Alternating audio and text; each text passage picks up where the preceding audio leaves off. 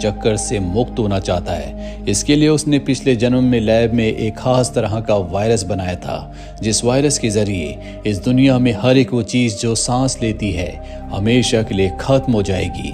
बैथर्स्ट अपने पिछले जन्म में यानी कि सन 1985 में उस वायरस को एक्टिवेट करने वाला था कि तुमने उसे चुरा लिया, जो कि एग के अंदर है। हमें नहीं पता कि वो वायरस वो एग कहाँ पर है, क्योंकि तुमने उसे कहीं छुपा दिया था। इवान कहता है कि मुझे नहीं पता कि इस वक्त वो एग कहाँ पर है। दरअसल उसे अपना पिछला जन्म पूरी तरह से याद नहीं है, लेकिन हब में अब जितने भी लोग हैं वो इवान को उसके पिछले सभी जन्म याद दिलाना चाहते हैं। इसीलिए अपने पिछले जन्मों में उसने जितने भी ऑब्स्टेकल्स को फेस किया था, जितनी भी लड़ाइयाँ लड़ी थी, वो एक बार फिर से इवान के सामने लाते हैं ताकि उसे अपने पिछले सभी जन्म याद आ जाएं।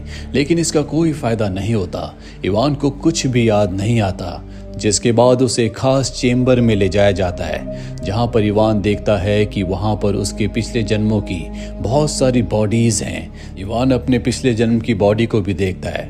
यहाँ पर एक आदमी इवान को एक खास तरह की गन दिखाता है और बताता है कि ऐसी गन बैथर्स्ट के पास है। इस गन से वो हम जैसे लोगों की आत्माओं को कैद कर सकता है ताकि वो दोबारा जन्म ना लें। शायद तुम्हें अपने पिछले जन्म का साथी एबल याद नहीं है, जिसे बैथर्स्ट ने नोरा के साथ मार दिया था। उसने एबल की आत्मा को कैद कर लिया, इसीलिए उसका दोबारा जन्म नहीं हुआ। दूसरी तरफ हमें बैथर्स्ट को दिखाया जाता है, जिसे हब के बारे में पता चल जाता है और अब वो अपने लोगों को वहां पर हमला करने के लिए भेजता है। लेकिन इवान, नोरा और उसके साथी वहां से निकलने में कामयाब हो जाते हैं और एक खास क्लब में जाते हैं जिसका नाम इन्फिनिट होता है। ये ऐसे लोगों का क्लब है जिन्हें अपने पिछले जन्मों की यादें याद हैं। यहाँ पर आर्टिसन से इवान की मुलाकात करवाई जाती है, क्योंकि आर्टिसन इवान को उसके पिछले जन्मों की याद दिलाने में मदद करेगा। इवान पूछता है कि ये कैसे होगा।